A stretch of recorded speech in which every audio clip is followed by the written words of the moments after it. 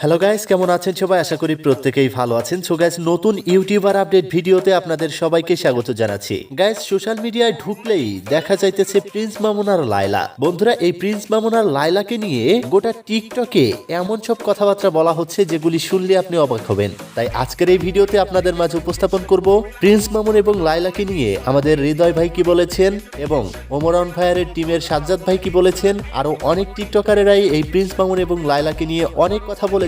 আর guys, আজকের এই ভিডিওতে সর্বশেষ আপনাদের মাঝে উপস্থাপন করব ওমর ভাই প্রিন্স মামুন এবং লায়লাকে ইঙ্গিত করে এমন একটা কথা বলেছেন যেটা নিয়ে টিকটকে তোলপাড় সৃষ্টি হয়েছে। তো বন্ধুরা, কি কথা বলেছে সেটা জানার জন্য অবশ্যই ভিডিওটি শেষ পর্যন্ত দেখবেন। তাহলে চলুন বেশি কথা না বাড়িয়ে ভিডিও শুরু করা যাক। গাইজ, আজকের ভিডিওতে প্রথমেই আমরা কথা বলবো প্রিন্স মামুন এবং লায়লাকে নিয়ে, যে দুইজন ব্যক্তি অনেকেই তাদেরকে মা ছেলে দাবি করে থাকে, অনেকেই তাদেরকে বইরা বেটি এবং কচিপোলা দাবি করে থাকে, আরো অনেক কথাই বলে থাকে। তো গত কয়েকদিন আগে প্রিন্স মামুন নেশা করে এই লায়লাকে এমন ভাবে পিটিয়েছে, তার মুখটা পুরাই থোবড়া করে দিয়েছে। তো তাদেরকে মেটাতে সেই ইন্ডিয়া থেকে আগত হয়েছে তৃতীয় লিঙ্গের মানুষ স্যান্ডি সাহা। যা হয়েছে আমি তো আজকে দিনে আমি এসেছি এমনি, ঠিক আছে, পরে যাও, আমি তাই একটা হ্যান্ডশেক করবো। আপনার মানে কথা, আমি এত দূর থেকে এসেছি। আচ্ছা, একটা হ্যান্ডশেক তো করে আমার জন্য, আমি অতিথি জাস্ট হ্যান্ডশেক একটা। আমি বলতেছি এই যে নিশাদ ভাই একটা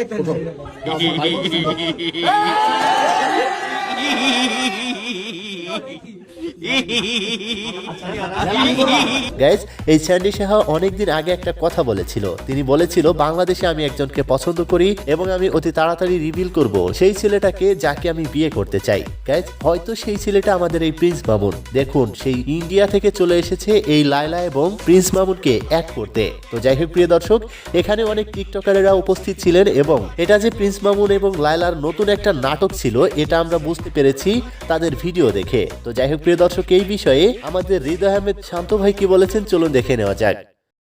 জীবনে সব কিছু বুঝা লাইছি, সব গণিতের পাটিগণিত, বীজগণিত বুঝা লাইছি, বাংলা ব্যাকরণও বুঝা লাইছি। এত কঠিন সাবজেক্ট, বন্ধু বান্ধবকে মাইয়া মানুষের বুঝবি না ওইটাও বুঝা লাইছি, বন্ধু বান্ধবের মনে কি চলে ওইটাও বুঝা লাইছি, রেজাল্ট খারাপ করলে মা কি করবো আগের রাতেই বুঝা লাইছি, এইচডব্লিউ না নিয়ে গেলে ম্যাডাম স্যার কেমনে কেমনে পিড়াইব ওটাও বুঝা লাইছি।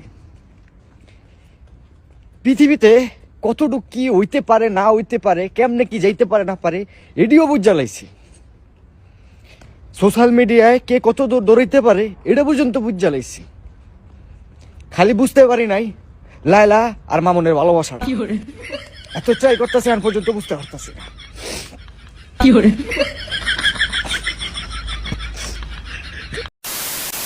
আসলেই বন্ধুরা, লায়লা মামুনের ভালোবাসাটা বুঝতে এই মনটা ব্যাকুল হয়ে গেছে। প্রিয় দর্শক, তারা যতটা নাটক পারে এটা হয়তো সোশ্যাল মিডিয়াতে অন্য টিকটকারেরা পারবে না, যেটা হয়তো এই লাস্ট ভাইরাল টপিকে আমরা দেখতে পেরেছি। তো যাই হোক প্রিয় দর্শক, এই বিষয়ে আমাদের ওমরান ভাইয়ার টিমের সাজ্জাদ ভাই কি বলেছেন সেটা আপনাদের মাঝে উপস্থাপন করব। তবে তার আগে ছোট্ট একটি বিজ্ঞাপন দিয়ে আসা যাক।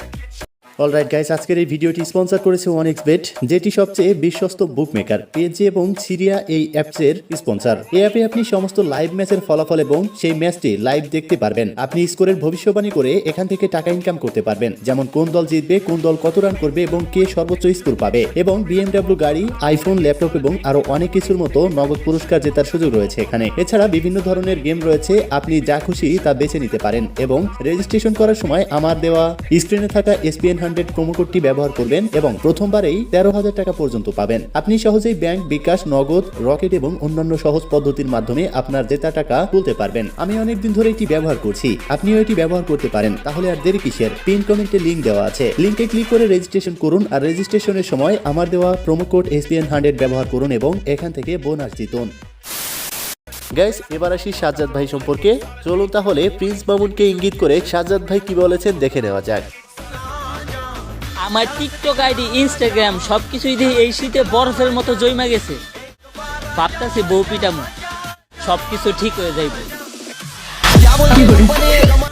দোস্ত, তুই এই 23 সালে কি শিখছ? আমি তো অনেক কিছু শিখছি, তুই কি শিখছ? আমি শিখছি কিভাবে বউ পিটিয়া ভাইরাল হইতে হয়। তো যাই হোক প্রিয় দর্শক, এবার আসি কবির ফয়সালকে নিয়ে। গাইস, আমাদের দেলোয়ার ভাই একটা সময়ে প্রচুর পরিমাণে ভাইরাল ছিল এবং সেখান থেকেই আলোচনায় আসেন তোদের বড় ভাইকে জিগা দেলোয়ার কিরা এই ডায়লগের মাধ্যমে। পরিচয় দেওয়ার সময় নাই, তোদের বড় ভাইদের জিগা দেলোয়ার কিরা। তো কবির ফয়সালের সাথে এই ডায়লগে কবির ফয়সালকে তিনি কি বলেছেন চলো দেখে নেওয়া যাক।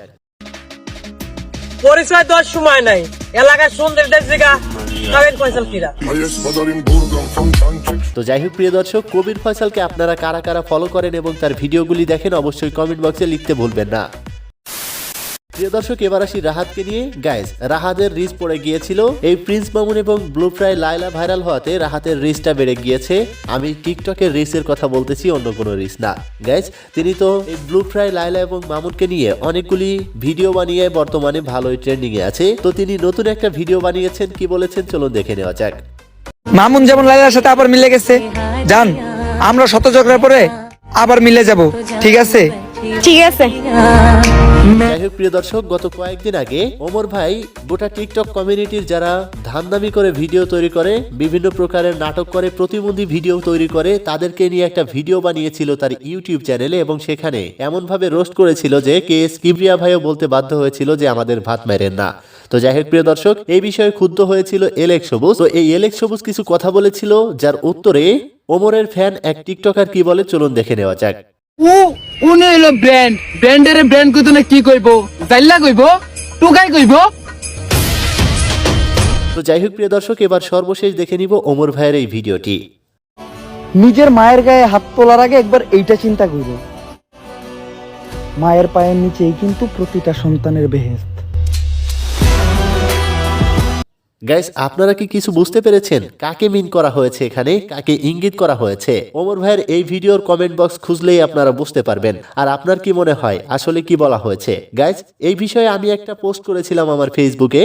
সেখানে লিখেছিলাম, যেই সন্তান মায়ের গায়ে হাত তুলতে পারে সেই সন্তান থাকার থেকে না থাকাই ভালো। তো সেখানে আমি পোস্ট করেছিলাম হচ্ছে ব্লু ফ্রাই লায়লার একটা পিকচার, যেটায় অনেকেই ক্ষুব্ধ হয়েছিল, কারণ হচ্ছে মায়ের কথাটা এখানে বলা ঠিক হয়নি। তারপরে আমি এটাকে পাল্টিয়ে শাশুড়ির কথা বলেছিলাম, যে যেই জামাই শাশুড়ির গায়ে হাত তুলতে পারে সেই জামাই থাকার থেকে না থাকাই ভালো। তো ওমর ভাই যে কথাটি বলেছেন সেটা কিন্তু আসলেই বাস্তব কথা। তবে যেহেতু এখানে প্রিন্স মামুন এবং লায়লাকে মিন করা হয়েছে, সেই ক্ষেত্রে এখানে মায়ের কথাটা না বললেই ভালো হতো। তো প্রিয় দর্শক, স্যান্ডিশা বাংলাদেশে এসেছেন ব্লু ফ্রাই লায়লা এবং মামুনকে মেলাতে এবং মামুনের সাথে দেখা করতে, এবং স্যান্ডিশা আরো কি কি করবে আল্লাহ জানে। তো প্রিয় দর্শক, তারা এই মুহূর্তে চলে গিয়েছেন সেই ভাইরাল 300 ফিটে, সেখানে যে ভিডিও টিকটক অনেক কিছুই করছে তারা। তো প্রিয় দর্শক, এই ছিল আজকের নাটকের গুরুত্বপূর্ণ আপডেট। আসলে বন্ধুরা, এটা প্রিন্স এবং লায়লার নাটক। দেখা হচ্ছে পরবর্তী আপডেটে, ততক্ষণ ভালো থাকুন, সুস্থ থাকুন, খোদা হাফেজ।